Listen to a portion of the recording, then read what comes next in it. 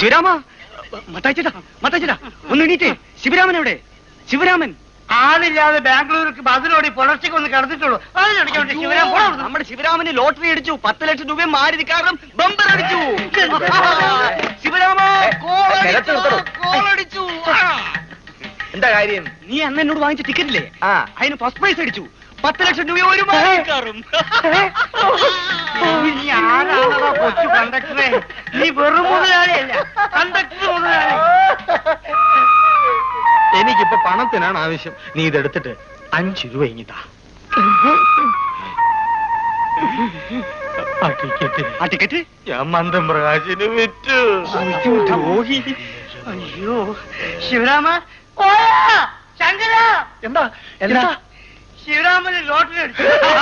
നിന്നെ പറയത്തില്ല, അത് മന്ദം പ്രകാശന് മറച്ചു വെച്ചു.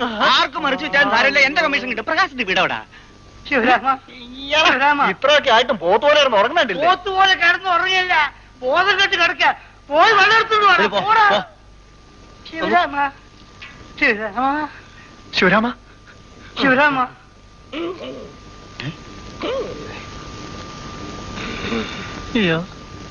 മാരുതി കാർ എപ്പ ഡെലിവറി എടുക്കണം? 10 ലക്ഷം രൂപ ഏത് ബാങ്കിലിടും? ഞാൻ എത്യോപ്യയിലേക്ക് പോട്ടെ. എവിടെ? Ethiopia, Ethiopia. പാവം നട്ടു തെറിച്ചാ തോന്നണേ. തോഴ, എന്റെ ടിക്കറ്റ് പോയി. ഞാൻ ആത്മഹത്യ ചെയ്യും. നിന്റെ സ്വന്തം അഭിപ്രായത്തിൽ ആത്മഹത്യ ചെയ്യണ്ട, നാലാളോട് അന്വേഷിച്ചു മതി. ഞാൻ നിങ്ങൾക്കൊരു വഴി പറഞ്ഞുതരാം, അതുപോലെ നിങ്ങൾ ചെയ്യണം. ബാങ്കിൽ ഡിപ്പോസിറ്റ് ചെയ്യാനാണെങ്കിൽ 13% ബാങ്ക് ഇപ്പോൾ കൊടുത്തുകൊണ്ടിരിക്കുന്ന പുതിയ പലിശ. പഴയ ഇൻട്രസ്റ്റ് ഇപ്പോൾ പുതുക്കിയിരിക്കുക. ശരി, എല്ലാം കൊണ്ട് വലിയ മാറ്റങ്ങളല്ലേ ഇപ്പോൾ. കണ്ണൂടെ ഇപ്പൊ കണ്ണൂടാ. നല്ല പലിശ നിരക്കും. ഒന്നെടുത്ത് തണുപ്പിച്ചോ. എപ്പോഴാ ബോധം വീണത്? ബോധം വന്നില്ല.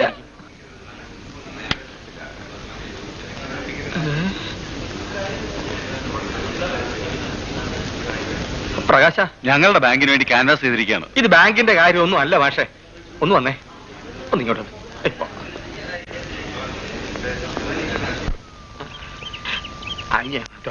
എന്താ കാര്യം? എന്റെ പൊന്ന് പ്രകാശ, അന്ന് എനിക്ക് അബദ്ധം പറ്റിയതാ. ആ ടിക്കറ്റ് എന്റേതല്ലേ? അത് ഞാൻ ശിവരാമന്റെ അടുത്ത് വാങ്ങിച്ചതല്ലേ? അയ്യോ, ഞാനല്ലേ അത് ആദ്യം വാങ്ങിച്ചത്. അതെനിക്ക് തന്നൂടെ? നിങ്ങൾ എന്തായി സംസാരിക്കുന്നത്? എനിക്ക് ടിക്കറ്റ് തരാൻ പറ്റില്ല. സംഭവിച്ചേ ടിക്കറ്റ് നിങ്ങൾ കൊടുക്കും വേണ്ട. സമ്മാനത്തുക 50-50 ആക്കി കളയുന്നു. പറ്റില്ല. അതെല്ലാം പോട്ടെ, വട്ടച്ചെലൊരു 25,000 കൊടുത്തേരെ. ഇല്ല. അയ്യോ ദേ, മനുഷ്യത്വത്തിന്റെ പുറത്തെങ്കിലും ഒരു 5,000 രൂപ എനിക്ക് താ. 5 പൈസ ഞാൻ തരില്ല. നീ തരില്ലേ? വാങ്ങിക്കാൻ എനിക്കറിയാം. സമ്മാനം വാങ്ങിയിട്ട് കൈക്കും കാലിന് സ്വാധീനം ഉണ്ടെങ്കിലേ നീ വീട്ടിൽ കയറൂ. എന്റെ പുറകിലും ആൾക്കാരുണ്ടെന്ന് നീ മനസ്സിലാക്കണം. ഞാൻ വാങ്ങിക്കൂടാ. അമ്മേ കുമ്മേ ചതിച്ചും പറ്റിച്ചിട്ട് നീ പണക്കാരനാകാൻ നോക്കണം. ഞാൻ കൊണ്ടുകൊണ്ടിരിക്കാം.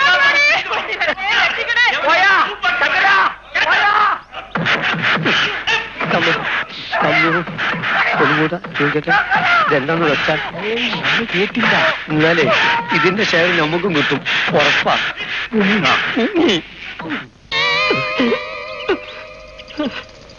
എന്ത് വ്യത്യാസനെ? ഒന്നും പറ്റിയില്ല, ഒരു ലോട്ടറി അടിച്ചതാ. ഈ സുധാരേട്ടൻ കുളിക്കാൻ പോയിട്ട് എത്ര നേരായി? ഒന്ന് കണ്ടിട്ട് പോണോന്ന് കരുതിട്ടാ ഞാനിങ്ങനെ കാത്തു നിൽക്കുന്നത്. കുളിയുടെ കാര്യത്തിൽ അവൻ പെണ്ണുങ്ങളെക്കാളും കഷ്ടം. കുളത്തിലിറങ്ങിയ പോലെ വെള്ളം നിറച്ച് ചെമ്പി കിടന്ന് നീന്തുകയും ചെയ്യും. ഞാനൊരു കാര്യം പറഞ്ഞ അമ്മ എതിര് പറയോ? എതിര് പറയണോ വേണ്ടായോ എന്ന് മരുമോളായിട്ട് വന്നതിന് ശേഷം പറയാം കേട്ടോ. തമാശയല്ലമ്മേ, ഞാൻ കാര്യമായിട്ട് പറയാം. അമ്മ ഒന്ന് ശുപാർശ ചെയ്താ സുധാരേട്ടന്റെ അച്ഛൻ എന്റെ കൈയൊന്ന് നോക്കും. ഒന്നുമില്ല, ഇത്തവണ എഴുതി പരീക്ഷയുടെ ടെൻഷനൊന്നും തീർന്നു കിട്ടാനാ.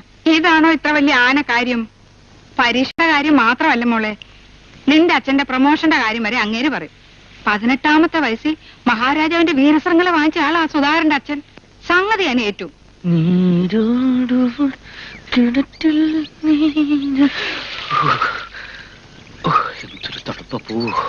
കുട്ടിയുടെ പേരെന്താ? രമണി. അച്ഛൻ സർക്കാർ ഉദ്യോഗസ്ഥനാണല്ലേ? അതെ. ഞാൻ മുഖത്തടിച്ചുള്ള കാര്യം പറയും. എന്തും വളച്ചു കെട്ടി പറയുന്ന പാരമ്പര്യമല്ല എന്റേത്. അതുകൊണ്ട് കുഞ്ഞിനോട് ഞാൻ ആദ്യമേ പറഞ്ഞു തരേണ്ടത് ആയുസിന്റെ കാര്യമോ പഠിപ്പിന്റെ കാര്യമോ ഒന്നും അല്ല. ഒരു കാര്യം ഞാൻ തറപ്പിച്ച് പറയാം. ഇപ്പം ബുദ്ധിപൂർവ്വം മുന്നോട്ട് നീങ്ങിയാൽ ജീവിതം ഒരുവിധം പച്ചപിടിക്കും. അല്ലെങ്കിൽ മൊത്തം ഒരുതരം പുത്തരിക്കണ്ട മൈതാനം മതിയാവും. ഒന്ന് തെളിച്ചു പറഞ്ഞൂടെ? കുഞ്ഞ് അനാവശ്യമായ ഒരു പ്രണയബന്ധത്തിലാണെന്ന് രേഖ പറയുന്നു. കഴിയുന്നതും വേഗം തലയുരിക്കോ, അല്ലെങ്കിൽ സർവനാശം ഫലം. അതായത് ഈ കല്യാണം നടന്നാൽ നീ വിധവയാവും.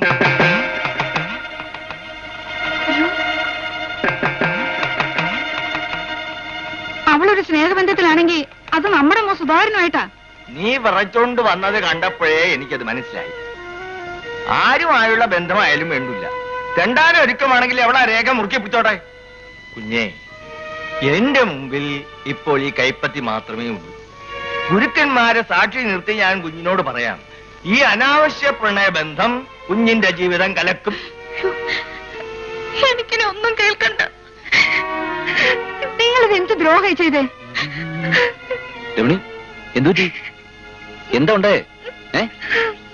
ഓടാതെ കാര്യം പറ രമണി.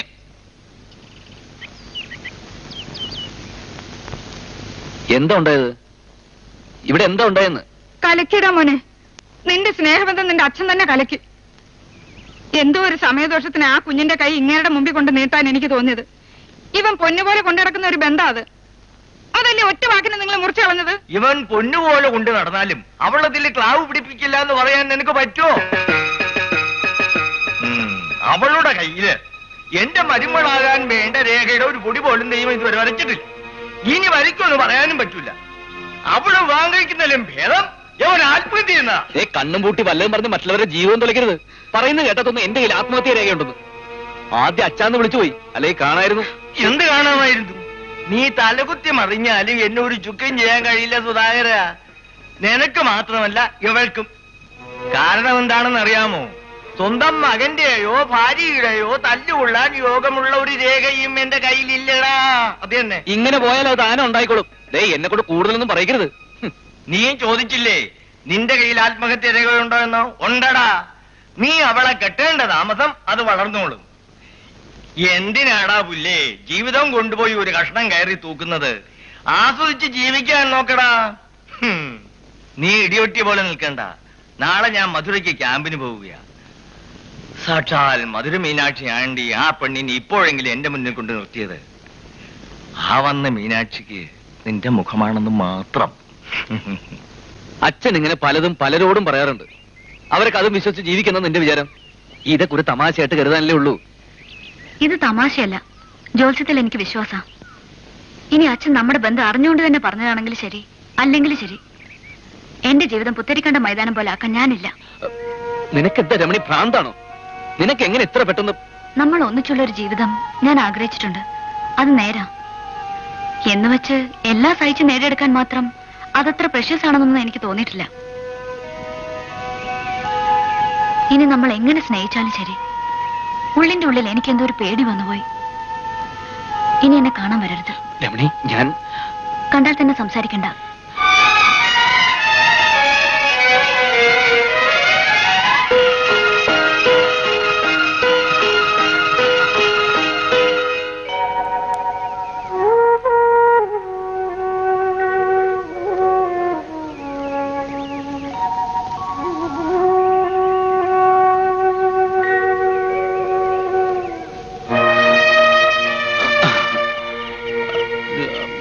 രമണി പോയി,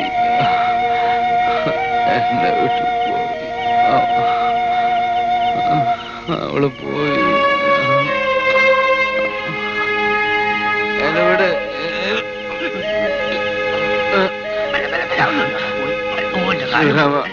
എന്നെവിടെ എനിക്ക് ഒന്നുമില്ല. എനിക്ക്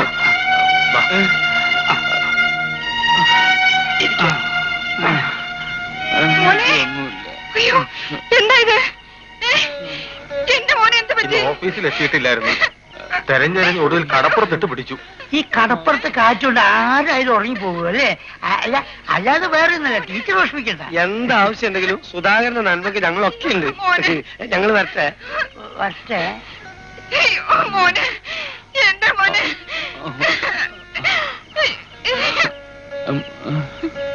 തൃപ്തിയായില്ലേ നിങ്ങൾക്ക്? നിങ്ങളുടെ ഒടുക്കത്തെ ഒരു ജോത്സ്യം കാരണം മൂട്ടിലെ പൊടിയും തട്ടി അവളങ്ങ് പോയി. ഇവിടെ ചത്ത പോലെ കിടക്കുന്ന എന്റെ മോന. ഇവന്റെ കല്യാണം നടന്നു കാണാൻ ഞാൻ നടത്തിയ സ്വയംവര പുഷ്പാഞ്ജലിക്ക് കയ്യും കണക്കുമില്ല.